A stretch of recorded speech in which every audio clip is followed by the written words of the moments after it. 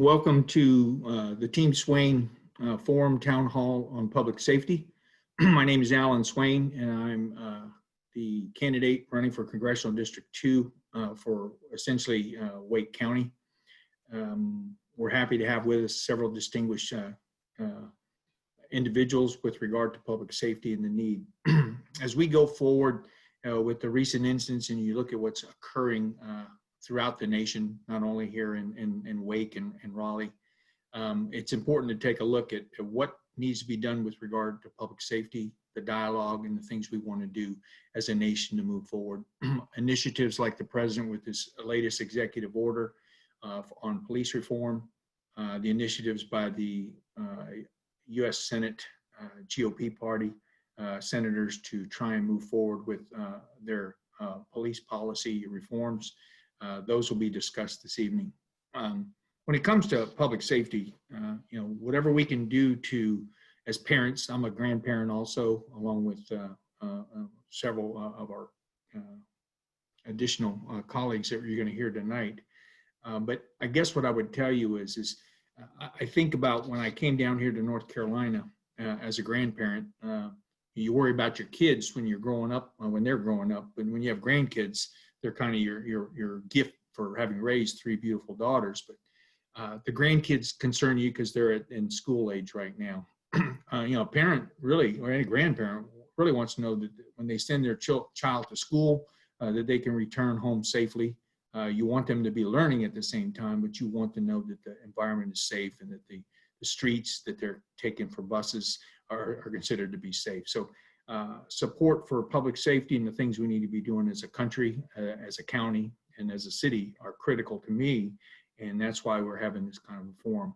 I'll get into a few other things with regard to our two panelists tonight, but I want to introduce them. Our first panelist is a former Sheriff, Donnie Harrison. Donnie actually grew up in Bear Creek, North Carolina, and he currently lives in Garner. He has two daughters, one granddaughter and one grandson. He's a four-term sheriff of Wake County from 2002 to 2018. Donnie was a dedicated and accessible to the public. He served on the prior to being sheriff, he was actually on the North Carolina Highway Patrol in Wake County for 26 years, in addition to patrolling all of Wake County. He's an active community member. He served as a voluntary firefighter, a youth softball coach, and was a highly respected high school and college basketball official.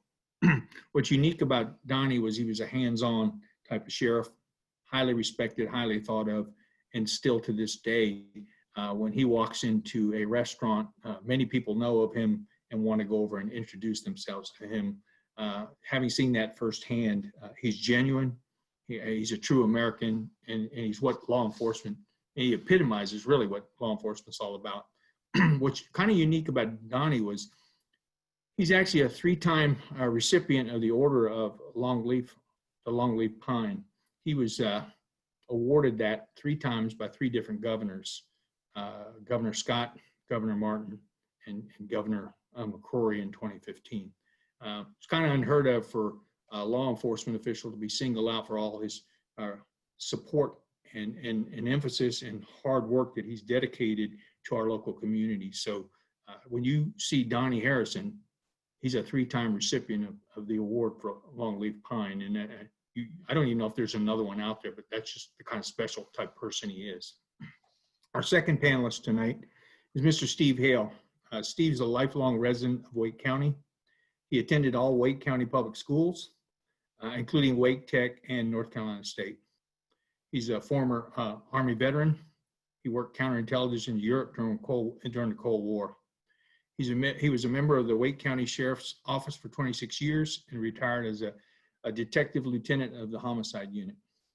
He is a North Carolina licensed private investigator, and he's been appointed to cover over 200 murder defense cases by the North Carolina Indigent Defense Services. Steve, in addition to his past support to the Wake County and dedication to serving the public along with Donnie, Steve is actually a candidate this year in November for one of our Wake County commissioners. So I'd like to welcome both of you, and we're very privileged to have both of you here this evening to discuss public safety. The earth has shifted under the feet of police officers in this country, particularly here in North Carolina, in Raleigh. I know so many officers and a lot of people in the law enforcement profession. They feel that they don't have a voice in this conversation. Just a few weeks ago, they were all lauded as superheroes. During the COVID crisis, first responders were characterized as superheroes. Gratitude, thanks were given. There were police processions around hospitals to give thanks to the first responders.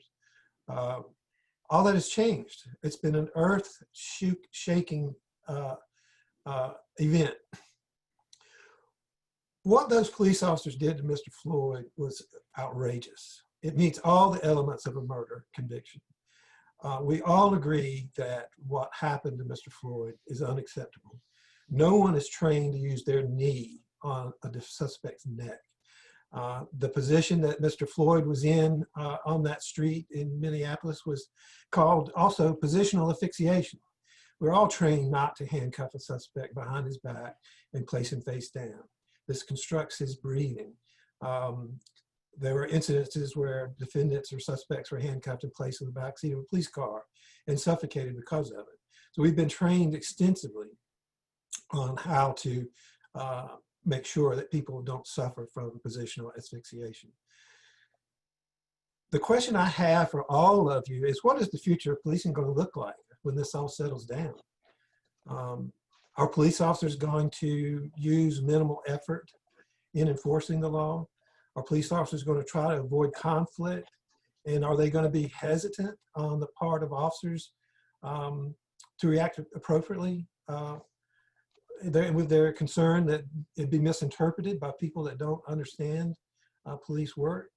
Then there's going to be the issue of how difficult is it going to be to recruit the right individuals to serve our community as police officers. I mean, empathy and the willingness and interest to serve, the ability to relate are all important. But so, as my friend Jane Garvey says, it's the toughness of spirit that's necessary to enforce and protect yourself and others. And then what are the applicants for police positions? They haven't even thought about being hated for trying to serve and protect their communities. How is having a police car parked in the driveway going to affect their family? How is their neighbors going to feel about having a police car parked in their neighborhood as part of the home fleet service?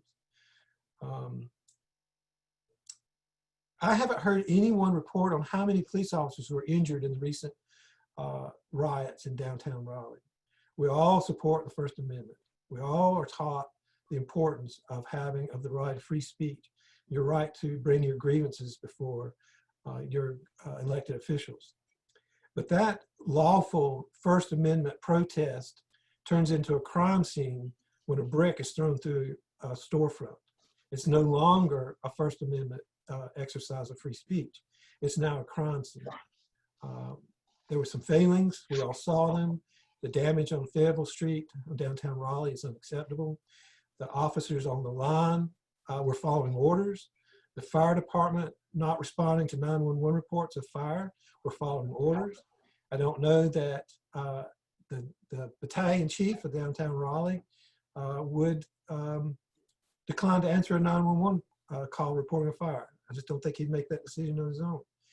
Our Chief Deck Brown come up through the ranks, highly respected, trained. She's an alumni of the AOMP program that I also attended.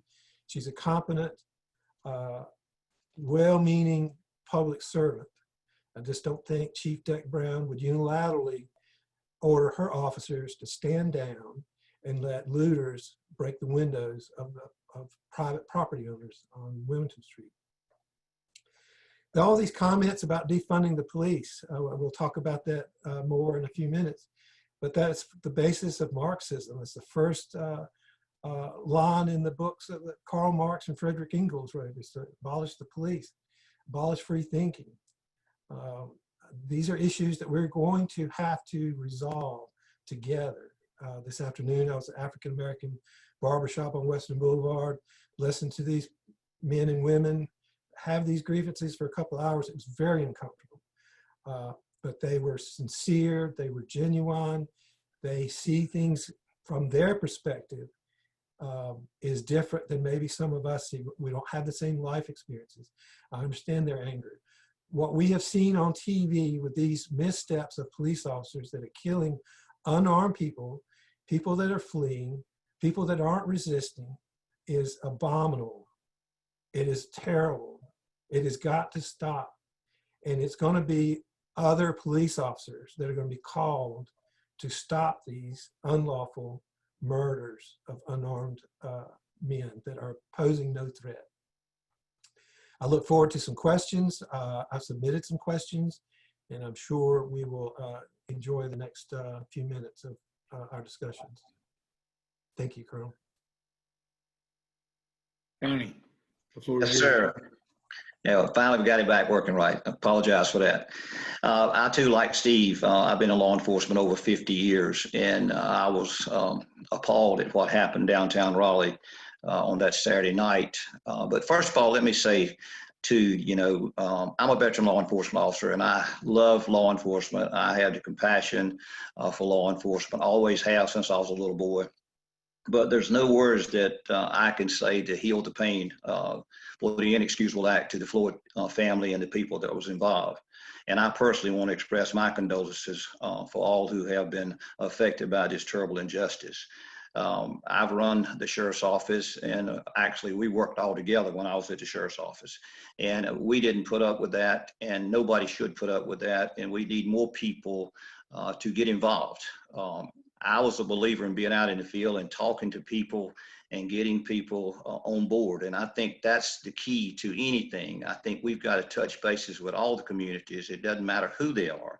We got to make them feel that they can come to my office. I had an open door policy. It didn't make any difference who wanted to come to see me. They were welcome to come to see me. And I tried to work with them, Hispanics, blacks, it didn't make any difference whatsoever. But I agree with Steve. I've been in this business a long time, and I feel so sorry for the owners of those businesses downtown. And I agree, there's nothing wrong with peacefully protesting. That's what the law says, peacefully. It was way back in 1791 when that was passed. But when it turns to throwing bricks and doing what they did in downtown Raleigh, that should have never happened. Once it started, there should have been enough personnel there to stop that. It should have been told to the leaders prior to them protesting, and met with those leaders and say, yes, we'll be there for your protection. We'll be there to let you do what you want to, as long as you do it peacefully. But once you cross that line, we took an oath to serve and protect the public and property. And a lot of people forget about that property. Property is just important. And most officers know that's what we are trained for. That's what we live for, is to do our job. I don't know of any officer that wants to hurt anybody or do anything. When they leave home in the morning, they are thinking about coming back, just like their family is wanting them to come back at night also. But when it turned into a riot, it should have been stopped. And I don't know, I'm like Steve, Chief Brown and myself are good friends, always will be. I think somebody must have talked to her because I have seen her in action before. I don't think she made that decision by herself. Somebody there sort of blaming the sheriff for throwing tear gas. Well, the building that he threw the tear gas in, there was prisoners in that building. And it clearly states on the back of that building, this is for the individuals that's supposed to come in there, not for the public. And they got inside that building. Anytime that you have situations like you were having, how about if they'd have started a fire in there, burn a car up in there? All those prisoners up in that building would have had to come out. We would have had a mess. So I think he did the right thing. Like I say, I wasn't there, but I probably would have done the same thing. I may have done a little bit different and may have had it shut down a little quicker than that. But hey, I don't know. I wasn't there. Don't know what they planned on. But I think it's going to come. We're living in some tough times right now with the virus that we've had. A lot of people have lost their jobs. A lot of people are sick. They've lost loved ones. it's tough. It's people on the edge, people out of work. They're just plain tired of what's going on and the inconvenience that it's put them through. And politics is a nasty word right now, and nobody knows really what to believe. But I think we've got to come together. We have taken God out of so many things. When we started taking it out of schools and out of the businesses, I think that's when we saw a decline. And I personally, I saw it in law enforcement, the disrespect. And one thing I say, yes, we may have some bad law enforcement officers.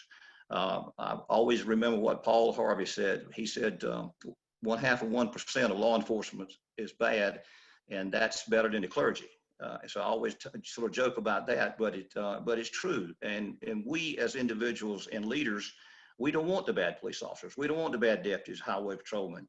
And we do everything that we can to make sure we don't get them, but we're human. We're going to make some mistakes sometime. But this defunding the police department, of law enforcement throughout the country, it's the craziest thing I've ever heard of. Sometime I kidded back when the teachers were walking and, wanting more money and so forth. I said, we need to have a blue day. All law enforcement officers in Wake County need to go downtown and march and just let everybody do what they wanted to for a day. And I think people would understand. If anything, we need more money. One thing I tried to do for the sheriff's office was not hire more people. It was to get my deputies more money. And we need more money for training. We exceed our training here in Wake County. We probably 300 or 400 hours over what we're supposed to be, but we could still use more training. So if we could get the extra money to have more training, then yes, mental health is a problem in Wake County. Once they took Dorothy Dix away, we've had a terrible time. We're living in some tough times, but go back to the main point I want to make. I feel sorry for those people that lost their businesses or had their business damaged. It shouldn't have happened. I don't know why it happened. I wasn't there, and I'm not blaming anybody, but there should have been enough personnel to take care of business, but the leaders should have known. Somebody should have talked to them. And I'll answer any questions that I can. Thank you. All right, thank you, Donnie. I appreciate that. In reading and preparing for all this, Steve was kind enough to send me the latest from the International Association for Chiefs of Police, and their exact statement was defunding is going the wrong way. We need to do what you talked about, Donnie. There, we need to be bringing in more money so we can expand what can be done. The president put out yesterday his executive order pushing for best practices, come up with the gold standard. How do we improve what we've got going on? One suggestion was, even as part of the DOJ federal grants, would be to, there's $2 billion there, but to earmark some of those grants specifically for that type of training. As an example, I think I brought up with you the other day when we were talking was San Antonio actually went from an 8-hour block of instruction on spousal abuse and moved it to 40 hours. Those types of best practices have made a difference where you put the young officer going through the police academy through the rigors in situational awareness. And if he doesn't do it the way it's accepted based on best practices, they send him to the back of the line and he goes back to that situational awareness. How does that compare to some of the training that that goes on with when you were sheriff here within Wake County? You said they have money for those types of things, but are those types of scenarios also used here in Wake, in North Carolina? Yes, but we could always use more. Like I say, standard BLET training is 640 hours. We put hours up to 890 in BLET training, but then we have mental illness training. We have an extra 8 hours for different type of training all during the year. We have in-service schools. We have now with the mental health situation like we have here. See, the Wake County Jail is the biggest mental health hospital probably in the state. It's because now so many people that needs help can't get it. And we were one of the first offices to go to crisis intervention team, what they call the CIT officers. And that's taught by NAMI and National Alliance for Behavior. And that is to train our deputies to be able to de-escalate and talk to people that's in a mental illness crisis. And that's where we need more money for stuff like that. We have, of course, we have minority sensitive training too. Yes, we need more. I'll be the first to say that. But we've got to have the money, and we've got to have so we can figure the time out to be able to do it. And that's what I say, to take away money is the worst thing that you can do. To take away police officers is the worst thing that you can do. Can you imagine as many shootings and things that go on throughout the United States if there were no police officers? And yes, we work very closely with people talking about, okay, we need more mental health workers. We need this, we need that. We do. There's no question about that. We work with them on a regular basis. Matter of fact, when we had people in our jail, we had people, individuals that would, when they got ready to get out, if they were had some type of medicine or medication or some mental issue, we made sure we contacted the county trying to help them. So that's where the money could come in. Plus, money for the officers. We're one of the lowest paid officers in this county, law enforcement officers in this county. And if you have more money, you can attract more people, and you can probably get better people. Now, what I wouldn't trade my deputies for anything. Yes, we make mistakes, but they were hardworking, dedicated employees. And that's what you find in law enforcement. And that's what a lot of people don't understand, is the pressure that we go through. And I'm not trying to make an excuse, but the pressure that we go through and the decision making that we have to make in a split second. And if some of these people that want to slam law enforcement would ride with us and be out in the middle of the boondocks, where I'll say, in the middle of the night when we stop a car because of a violation, they'd see what we go through. So I welcome any money for training. So I hope that we can push that, and some of these naysayers, I hope that they go in the wrong direction. Thank you for that answer. I'll switch over to you, Steve. With regard to your comment about the president's executive order, could you go over exactly what the 3 areas, or at least the issues in the executive order, and kind of lay them out for everyone that's attending? Sure. So, so far, what the order has been is to establish a national database on excessive force complaints. And this is going to be difficult even at the state level, because we have personnel laws that prevent revealing personnel issues. And that's a problem all across the state. So we get an officer that is not performing up to standards. He's eventually separated for poor performance, and he goes to another department. And I've had multiple incidences where an officer that's, was not breaking the law or subject to arrest, but just wasn't up to the standards of the Wake County Sheriff's Office, and therefore was separated. Goes to another department, applies, and that department calls me for a reference. Well, we're barred by state law from talking about the details of disciplinary issues that are in that personnel file. So it's that we're hamstrung from the onset. And something that some executive law enforcement designed, or the default position was to ask, well, would you hire him back? And so that's a code that we could kind of get around the personnel law, because when I was asked, well, would you hire this officer back? If I said no, then they knew there were disciplinary issues in that folder. And that's just untenable. So that's one of the issues.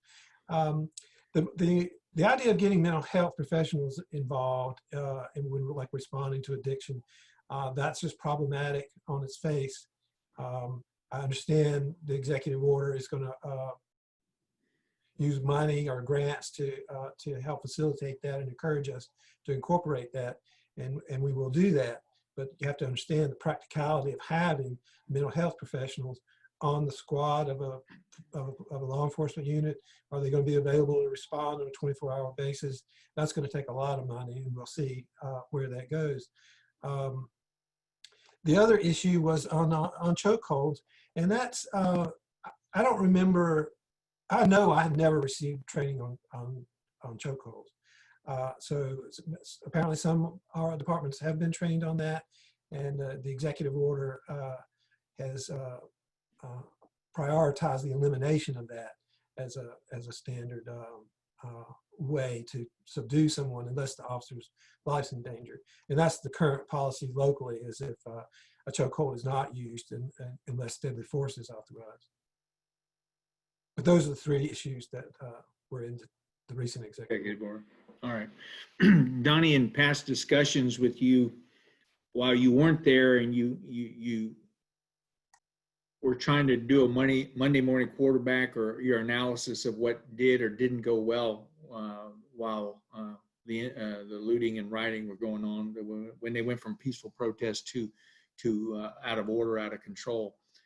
You had made some comments about how you could have used a show of force when needed, and a couple of procedures you had talked about how you would try, maybe they could have done something to have shown that force when the force was required based on things getting out of hand. Could you elaborate a little more on that? Or Yes, sir.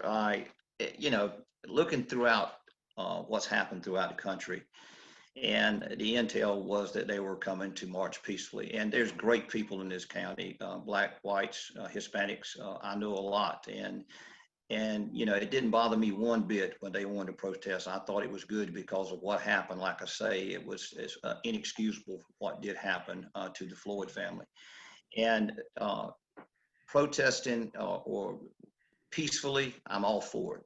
But knowing what happened throughout the country, I would have, and there again, I'm not stepping on anybody's toes because I don't know, I wasn't there. But to me, you plan for the worst and hope for the best. So I probably would not have had any more people out on the streets than Chief Brown did. But I would have had enough people within striking distance. It's just like our military, and you've been there.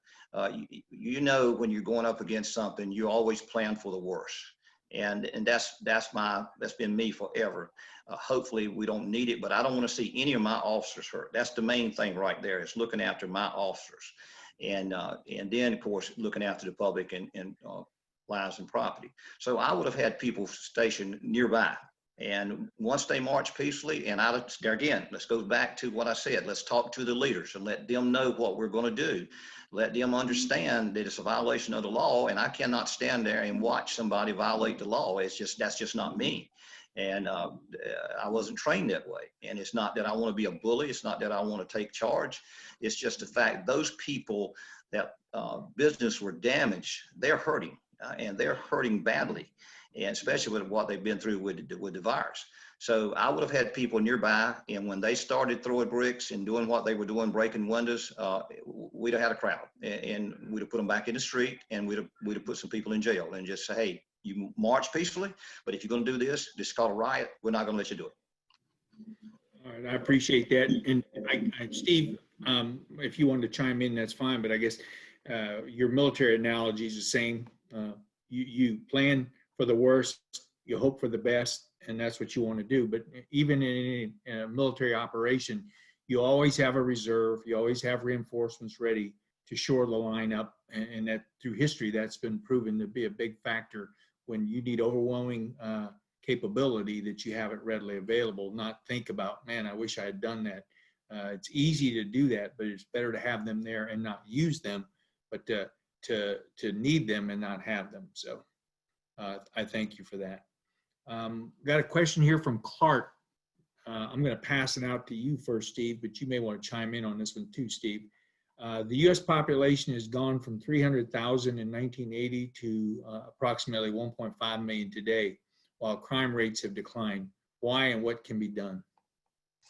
That's structured sentencing. It's taken away the judge's ability to formulate a sentence based on the evidence that's presented before him. So the Crime Bill, Crime Act of 1994 was 3 strikes you're out. And granted, that's a federal law. It was designed at a time when there was a lot of violence. Crack cocaine was prevalent in some of the major cities. People that signed on to that thought that they were doing a good thing. I think in hindsight, we all see that the only thing that accomplished was filling our prisons up. And particularly with the African-American community, it was devastating. So the judges, when the defendants come before judges now, they have to refer to statutes to determine what the sentencing should be. And an example is when I was working with the public defender's office, I had a 50-year-old black male that had 2 cocaine possession charges. He wasn't Pablo Escobar.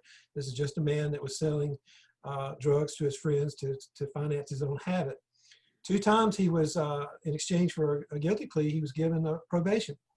Well, the 3rd time he was caught, it was referred to the U.S. Attorney's Office, and he is offered 20 years.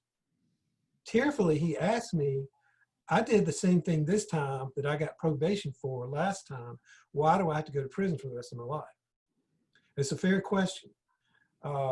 Those laws are not working for us, and they're certainly not working in the African-American community.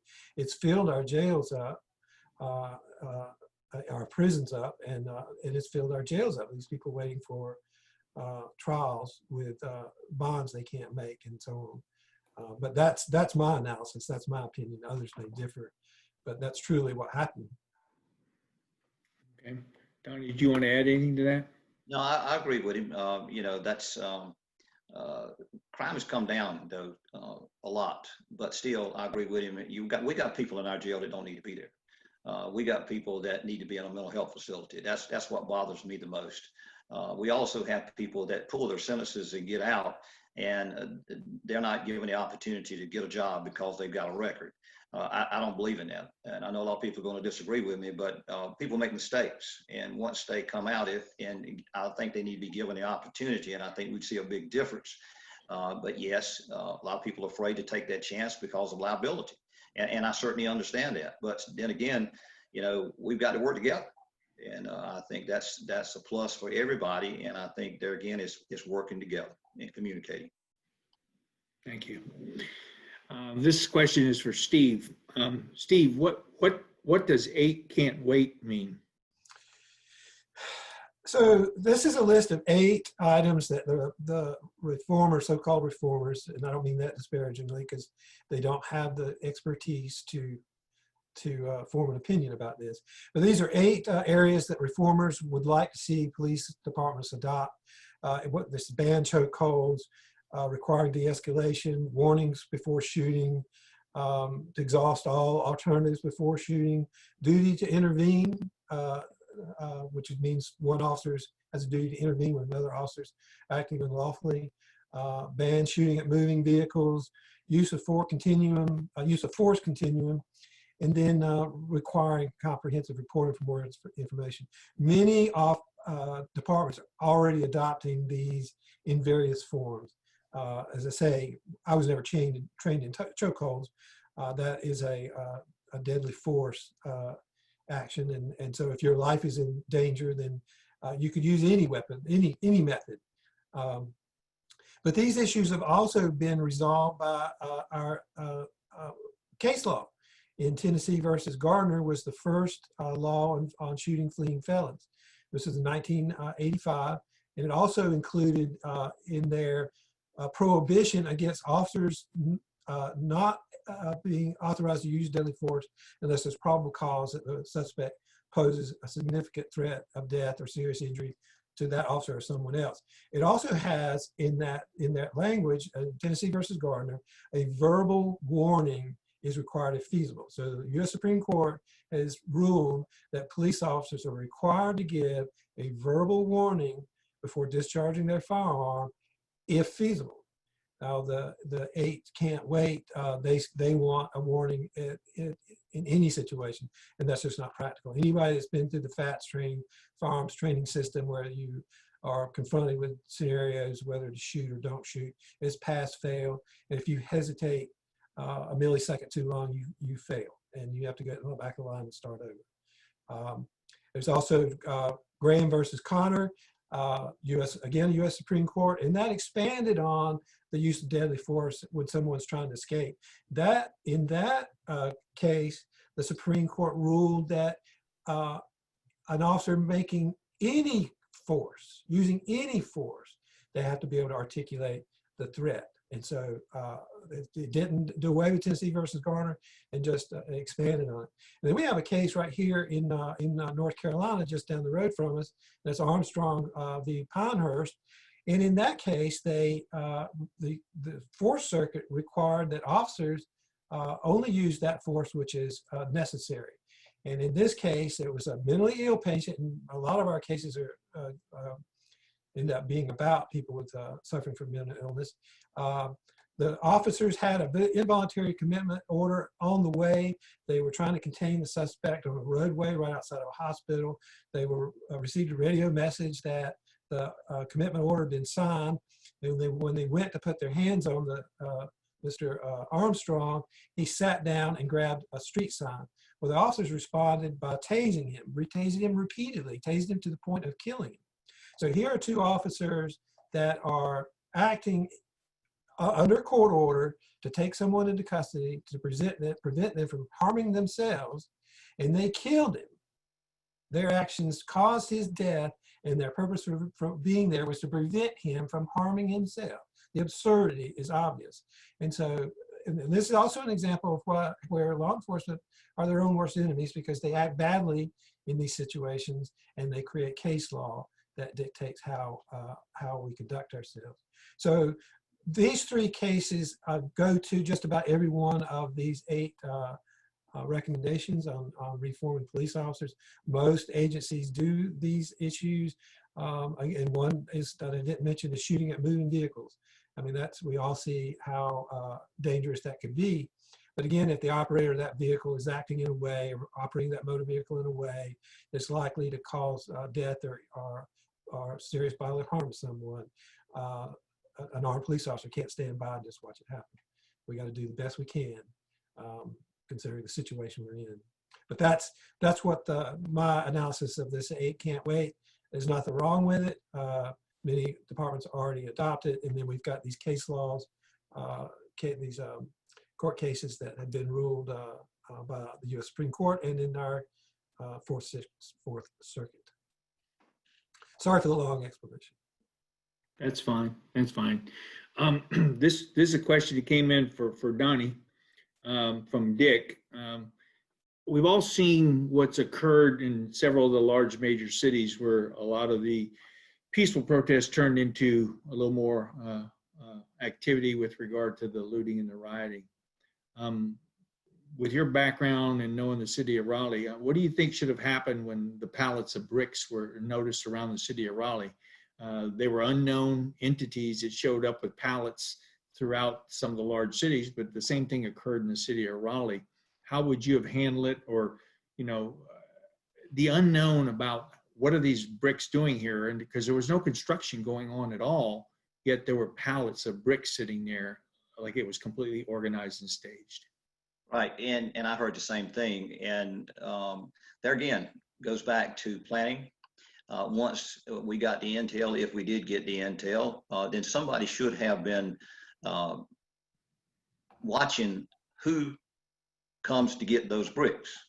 Let me tell you, from some of the officers that I know that were up there, these people that came in trying to cause trouble, a lot of the people that I know were good, decent people, and they wanted to do the right thing. But you got some that wanted to stir and wanted to cause problems and wanted to do what they did. They were well organized. They had phones. They had all kinds of equipment to let people know where the police officers were and where to go, when not to go, and all this kind of stuff. We should be better than that. We should be ahead of that game. We should have that, the amount, like I said earlier, we should have the amount of personnel. We should have had somebody watching those pallets, and see if they started coming to get those bricks, then we could have done something about it. We could at least we could have let our troops know. And that's when we could have brought out the extra personnel that we needed. But there again, I go back. Some words were that didn't want to get any officers hurt. Well, let me say something. That's what we take an oath to do. And like I said, there's no officer leaves home in the morning and said, I'm going to go out and kill somebody. Our job is really, really dangerous. And the average person don't have a clue. But let me tell you, the officers I know, I don't know of anybody that wouldn't give their life to save somebody else's life. And I mean that from the bottom of my heart. Yes, we have some bad officers and we try to get rid of them because I can't stand it. But going back to the bricks, somebody should have been watching those bricks, and it should have been passed on to the command staff, and then something could have been done about it. All right, super. Thank you very much. Steve, this is directed to you. Someone's asking, what is a no-knock warrant? So a no-knock warrant's a court order authorizing law enforcement to enter, a residence without announcing their presence. This is exceedingly dangerous for everybody. It's dangerous for the people in the house. It's dangerous for the police officers, and it's used almost exclusively in drug cases. And its purpose is to prevent evidence from being destroyed by the people that are inside the home. And again, drugs is about the only thing that you could destroy quickly to keep police from discovering it. And so that goes back to my issues about our drug laws. We created laws, our legislators created laws a couple of decades ago, war against drugs, the 1994 Crime Act, 3 strikes you're out. And I would say even the marijuana laws, to have cannabis in the same drug schedule as with heroin is just illogical on its face. And you're putting police officers in between society that is using what has been medicine for 2,500 years and is accepted in many communities as a medicine. And then you're requiring our police officers to intervene in that medicinal use. And it's just, we're not going to be able to continue in the manner that we are. We are going to have to reform our drug laws. We're going to have to reform our sentencing. We're not going to be able to make peace with the African American community until we acknowledge that the drug laws in this country are disproportionately affecting African Americans. And this no-knock warrant is an example of how this is harming all of us, in my view. All right, I appreciate that. I don't know if you want to say anything about that, Donnie, but I got a question for you if you're ready for it. Yeah, go right ahead. Okay, this is a combined one. This is Marvin and someone called Anonymous. What do you see the near-term future of law enforcement looks like in our cities with all the anti-police rhetoric that's going on? In Atlanta, the DA has charged the officer with murder prior to the GBI, the Georgia Bureau of Investigation, completing their investigation. What effect will this have on officers being willing to continue to do their jobs? You see what's going on in Minneapolis because of the potential disbanding of the police force up there. Officers are just resigning because if they're not wanted, then they're going to go somewhere where they are going to be wanted, and that's what's going to happen in a lot of these major cities. So how would you, if you were in charge, still fight for the loyalty of the young men and women that were working for you, but at the same time, they're looking for loyalty from you? Well, that's one thing that I tried to do. I love law enforcement. I have the compassion for law enforcement, and it shows. And I'm not trying to brag. I just love it. I love it to the day that I die. And I tried to stay out with my personnel as much as I could to let them know I was there for them. I encouraged them to do this, do that, get more training to do this. But like I said earlier, people do not understand the life of a law enforcement officer. It's gotten worse in my 50 years because of the number of guns on the street, the amount of drugs, the gangs, and what we got to do is, instead of every time a law enforcement officer does something, we've got to compliment those law enforcement officers. When I made a speech, every time I made a speech, 99% of the time, I would end my speech with one was, if you see a military personnel, whether he's active or retired veteran, say thank you. If you see a law enforcement officer, say thank you. And that goes a long way. And law enforcement is a calling. A lot of people just can't do it because of the harassment they take. Now it's our youth does not have the respect. And that's what I said earlier. We've got to work with our communities. We've got to work with our leaders. We've got to let our youth understand that we're there to help them, not just to put them in jail. And when law enforcement officer, a young rookie comes out of school, when he stops somebody, especially somebody that's older than he is, they start with cursing. Why, you stop me, and this kind of stuff. And that sets the tone. And that's why we need that training to make sure that officers can handle that. But if people keep on downing us, law enforcement, you're not going to have those people. But you're going to still have some like me that love it and that's going to try to give it a try and do the best they can, because just what this society needs is law enforcement. It needs military, and people are going to understand that once they start downsizing their police departments. It's just like chase policies. That's one of the dangerous things that we do. But cities have already showed that if you don't have a chase policy, they're going to laugh at you and they're going to do more crime. So I just wish the public would understand. I wish the silent majority would speak up and come out of the woodwork and say, hey, we're going to support our police officers. And when we have a bad police officer, let's go through the process.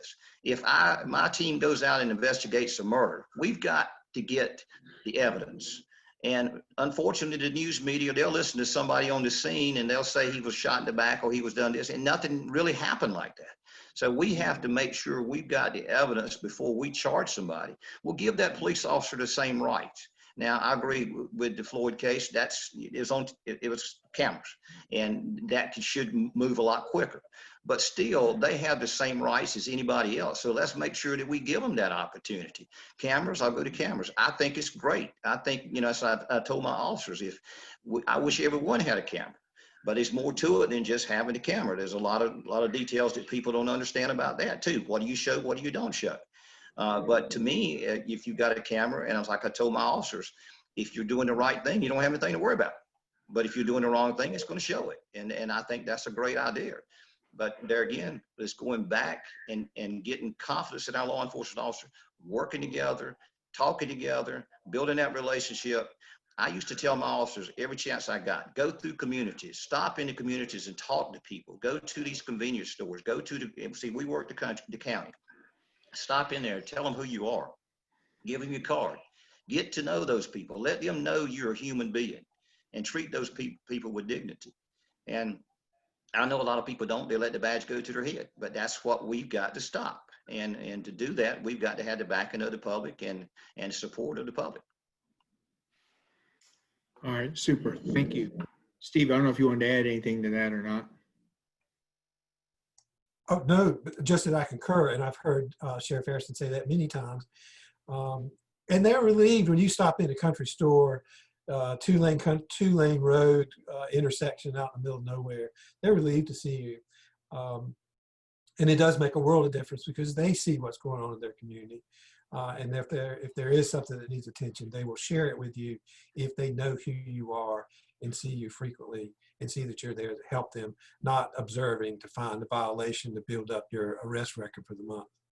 Yeah, I appreciate that. I mean, when we've gone a little, what's up is down, what's down is up. It's really gotten crazy these last couple of months.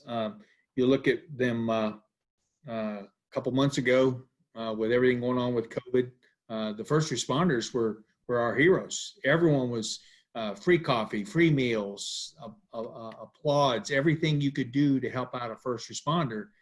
In a matter of a few weeks, we've gone from calling them heroes to vilifying them and calling them all kinds of names and wanting to defund them. I mean, we've literally did a 180 on these people that, a couple months ago, they thought this was the greatest career that they're finally being recognized.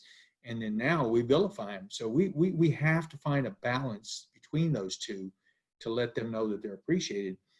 Just to show you, and when you think about it, that show Cops, it was highly thought of.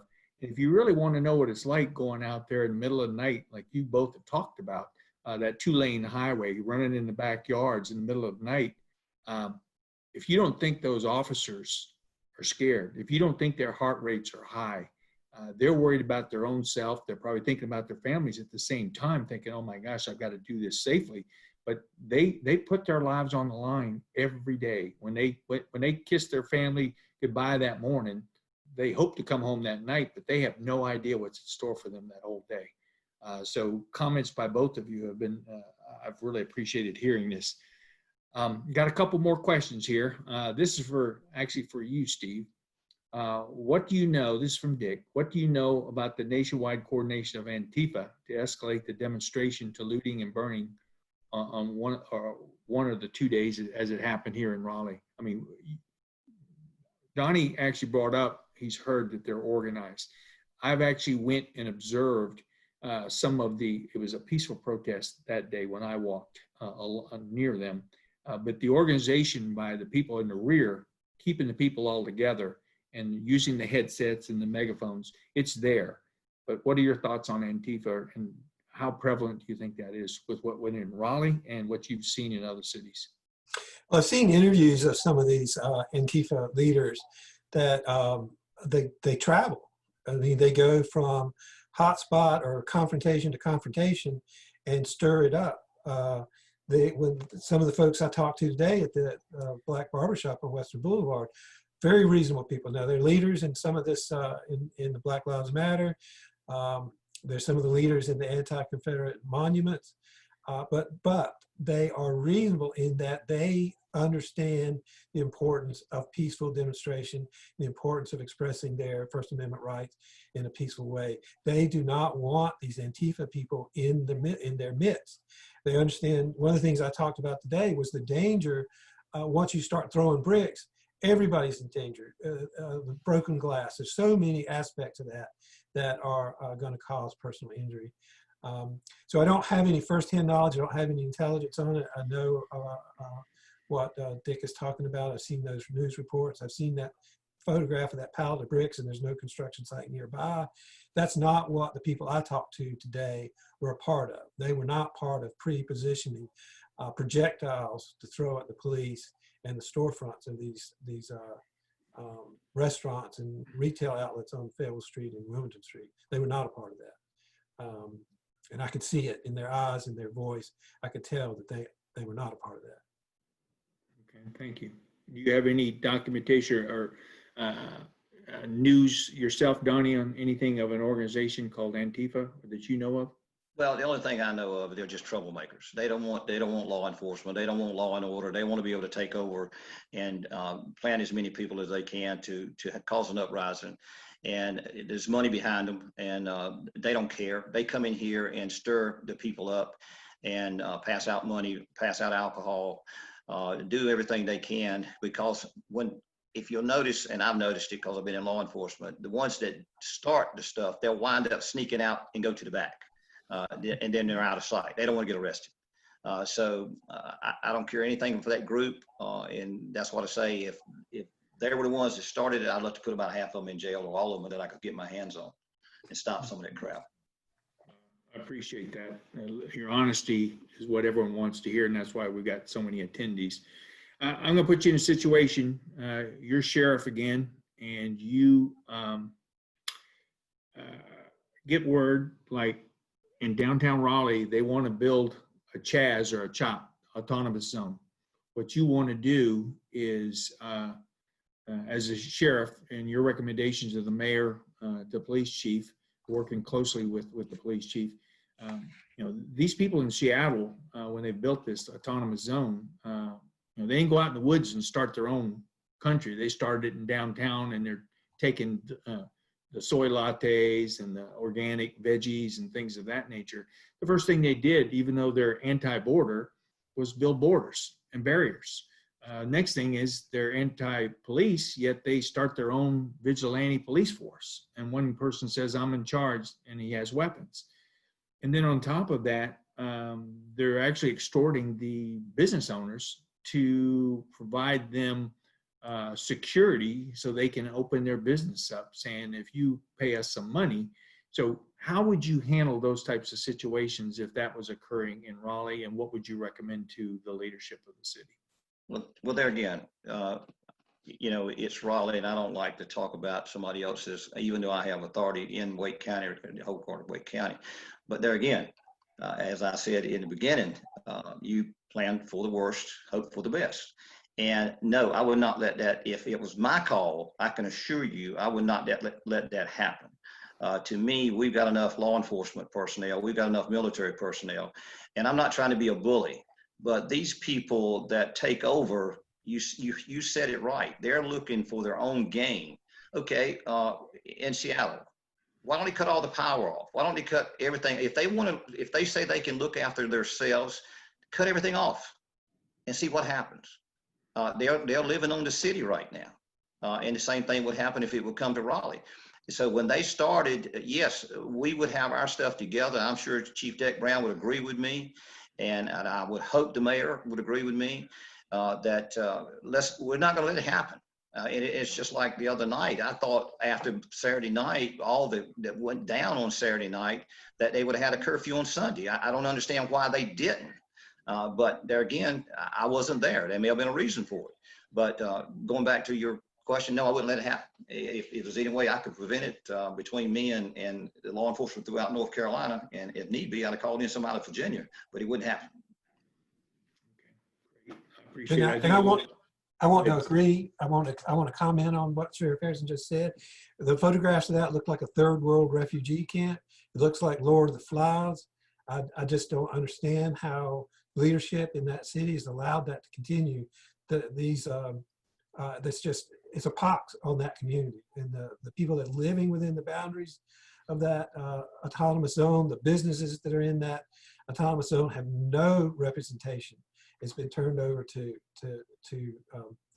looters and rioters. There's no excuse for it. You know, when the mayor of the city calls it a block party in the summer of love, she's really not paying attention to what's really happening within that 6-block range, and that's a sad story. I'm going to go to one last question. We're running out of time, and I want to give each at least a 30-second chance to do a closing too. But Steve, what role do you see mental health has in law enforcement? It's not going to be an easy case, like you kind of brought up a few things, and then I'll let Donnie, you can do your closing at the end of it, and then we'll move over to Donnie.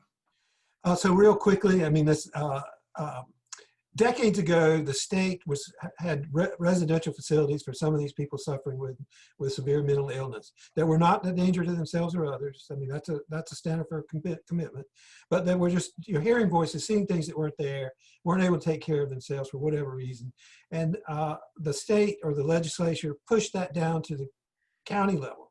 They were taking these residential inmates, patients out of places like Dorothea Dix and sending them to the community. So the community was supposed to take care of them. Well, that's not happened.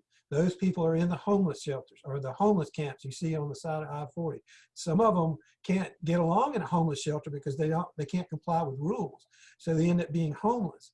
And now they're homeless in a neighborhood where that homelessness is causing a problem because this person doesn't know how to interact properly, and he's frightening people. He or she's frightening people, and then the police are the ones that are called to deal with that. Sorely unequipped. There's no resources for them. So the police officer, if this person has committed a minor crime in his presence, that's the easiest out, is just to arrest him and put him in jail. Problem solved for that officer and for that neighborhood or that street corner. But now he's in the jail with no defense, no one helping him, and the county is paying for that cost and for the time for that police officer to relate to him. Wake County did away with Wake County Mental Health, Wake County Alcoholic Treatment Center, and it privatized mental health through Alliance Healthcare. Wake County's paying a flat fee, and I think it's $25 million for Alliance to deal with our mental health issues, and it ain't working. Police officers are telling me emergency rooms are still populated with people suffering from mental health illnesses. As Sheriff Harrison just pointed out, our jail is populated with people suffering from mental health issues and have committed some minor crime. And they're under a very low bond, but they have no resources, so they can't make bond. And then when they finally get to a judge, they're going to plead guilty, get time served, and they're right back out on the street. And it's a vicious cycle. And the police are the ones that are called on to resolve that, and they're the least equipped to solve that. That's what I would say about that, Colonel. Thank you. Donnie, do you have anything you want to add to that, and maybe a closing? Yeah, well, there again, like I said, that was something that was really high on our agenda when I was sheriff, and I'm sure it probably still is. And we worked very hard. Dr. Umisi at our jail is first class. And we had liaisons with the county, like I spoke about earlier. And through Dr. Umisi and through the liaisons, we worked with the county. And like Steve said, they could make bond and get out, or they would just stay in there until the judge turned them out. But the sad part about it, they were actually better off with us because they were getting treatment. So what we did using the liaison was that we would try to get them help afterwards. And that's why we were so close with the county trying to do that. And we still need to do that. But Steve's right, some of it's not working, and we've all got to start working better together. It's a problem in Wake County, and I don't see it getting a whole lot better. I know the CIT training has really helped our officers to be able to go out in the field and de-escalate, because a lot of times you can't get mental health personnel to go because they have such a hard schedule. They're tied up. And so Steve mentioned hearing voices. They've even now in our mental health training, they have a device now that the deputies can listen to as the same as a person hearing voices, so he'll understand what they're going through. So that's another plus. That type training is always a plus for us. But in closing, like I said, we're living in some tough times now, and I feel sorry for the people that wanted to do the peaceful marching. I got a lot of friends that's Afro-Americans. I've got a lot of friends that's white that were down there. And it's a shame that they couldn't do what they wanted to do peacefully. I apologize to them for what they had to go through. I apologize for the merchants down there. Couple things I would like to say, we talk about unarmed people all the time. Well, I read that 90%, the studies show that 90% of the officers that deal with unarmed people are murdered. And that's because they're either mental issues, they're either hopped up on drugs, they're got extra strength, and they take advantage. I got shot in May 28, 1972. Two people jumped me, they went on. And, but it happens, and people's got to understand that. But the biggest thing that I can say in closing, most of this stuff throughout the country would not have happened if the people had just complied with the officer and complained later. And no matter if that officer was 100% wrong, if they had complied, and after he left, call his supervisor, her supervisor, or whatever, complain later, comply with the officer there, and you'll see a lot of this stuff go away. And I appreciate the opportunity to be here, and thank you so much, Carl. Oh, thank you very much, Donnie, and thank you, Steve, for this. This has been a very compelling and very pertinent for the events that are going on today. We may have to do this again just because of everything going on with regard to police reform. Some of the latest polls, 2/3 of the American population are asking not to defund, but actually to prop up and increase the funding for police to make those types of reforms, but do not defund. 2/3 of the American population. So everything you two have spoken about tonight is resonating with the American people, but the more these types of dialogues are really important for us. We've tried to have a hard-hitting series of issues in town halls like this, whether it's public safety, working with members of the Council of States. Tomorrow we're working with several of the judicial victory judges to try and talk about why conservative judges are important. We plan on doing these right up to the end of the year, through the election, because we think they're pertinent and relative to the people of Wake County and the state of North Carolina. So I thank both of you profusely with your backgrounds and experience were invaluable and opening up the dialogue. This may be just the start for both of you, but I appreciate that. And if you recommend other people we should bring in, if you're interested in future town halls like this, I think this is great. I want to thank you profusely, and I look forward to some progress with regard to police reform as we move forward. So thank you very much. Take care and have a good evening. Thank you very much, Steve. Appreciate it. Thank you.